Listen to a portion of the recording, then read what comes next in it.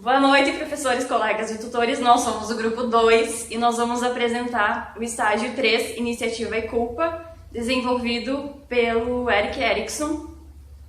O grupo é formado por mim, Lara, Jéssica, Gabriele, Camila e Maiara. A teoria do desenvolvimento psicossocial foi desenvolvida por Erik Erikson, nascido na Alemanha em 1902 e faleceu aos 92 anos de idade nos Estados Unidos. É considerado o primeiro psicanalista infantil americano.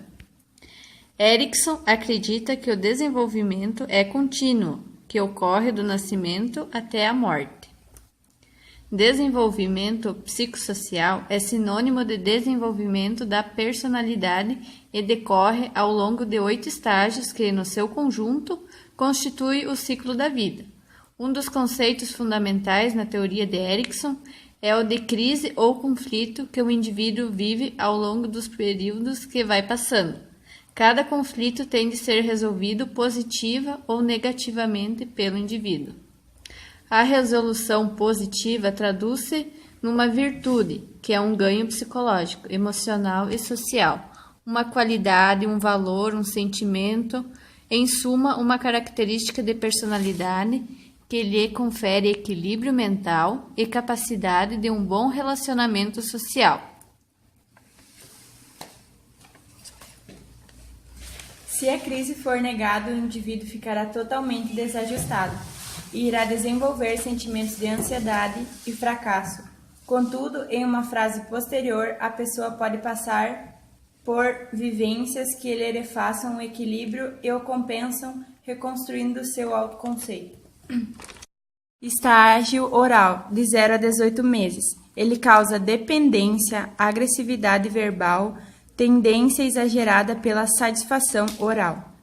O estágio anal, dos 18 meses aos 3 anos, tem a tendência para crueldade, violência e rebeldia.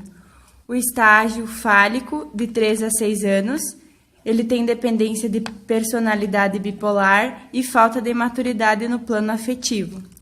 Estágio de latência, 6 a 11 anos, não tem nenhuma fixação, pois seus interesses é no mundo social e não em seu corpo. Estado genital, após a puberdade, capacidade de amar e cuidar e ultrapassagem da sexualidade autoerótica. 8 estágios psicossociais. Os estágios são o período de bebê, que a crise é a confiança básica versus a desconfiança básica, e o raio de relação é a figura materna. A infância inicial, a crise é autonomia versus vergonha e dúvida, e os raios de relação são pessoas, parentais. Idade do brincar é iniciativa versus culpa, e os raios de relação são a família maior.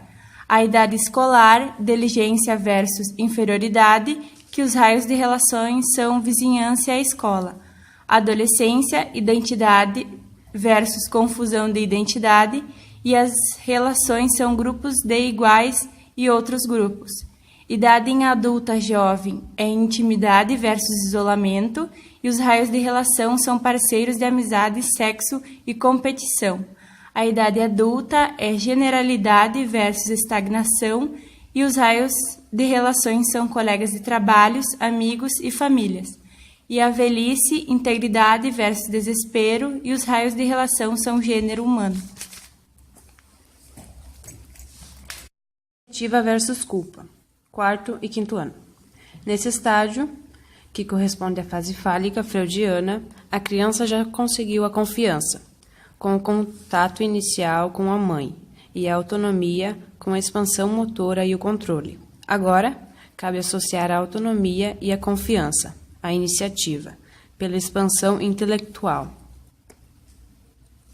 Quando a criança tem autonomia, ela parte para a iniciativa. Nessa idade, se inicia o processo de alfabetização. A criança amplia o círculo de contatos na escola, assim adquire crescimento intelectual para aumentar sua capacidade de planejamento e realização. Quando ela pode planejar e realizar, ou seja, ela tem um propósito, a criança tende a ter 2 atitudes, Numa delas, ela vai em busca de determinadas metas, objetivos. Na teoria de Freud, essa fase é caracterizada pelo complexo de Édipo, pela fixação genital pelo progenitor do sexo oposto. Porém, essas metas para Freud, quanto para Erikson, são impossíveis. Então, essa energia é revertida em outras atividades. Fazem amigos, aprendem a ler, escrever, fruto da energia vinda da iniciativa.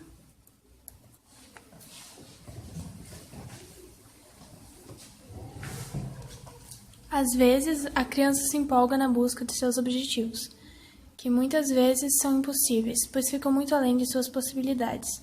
Os mesmos sentem-se culpados por não atingirem suas metas, assim fantasiam personalidades, escondendo seu verdadeiro eu. As causas de doenças psicossomáticas e de patologias sexuais são a falta de iniciativa, que pode causar a repressão, que pode ainda ser expresso pela somatização dos conflitos. Sentimentos de culpa podem ficar atrelados à sensação de fracasso, causando ansiedade em torno das atitudes a serem tomadas. Deve-se, então, ocorrer alguns incentivos para que o respeito por si próprio seja iminente. Nessa fase, as crianças querem que os adultos lhe deem responsabilidades, como arrumar a casa, varrer o quintal ou ajudar a consertar algo. É muito importante que os adultos lhe mostrem também o que não pode fazer. Para isso, a criança utiliza de jogos, dramatizações e brinquedos. Tudo isso faz com que a conexão sadia do mundo interno e externo da criança nessa fase. Erikson alerta ainda para o perigo da personificação. Quando a criança, tentando escapar da frustração de ser incapaz de alguma coisa, exagera na fantasia de ter outras personificações, de ser totalmente diferente do que é, ela pode se tornar compulsiva por esconder seu verdadeiro eu. Nesse caso, ela pode passar a vida toda desempenhando papéis e afastar-se cada vez mais do contato consigo mesma. A conclusão que nós tivemos com esse trabalho é que é importante conhecer os estágios do desenvolvimento propostos por Erikson.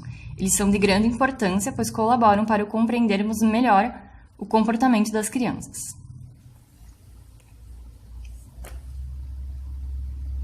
Essas são as nossas bibliografias.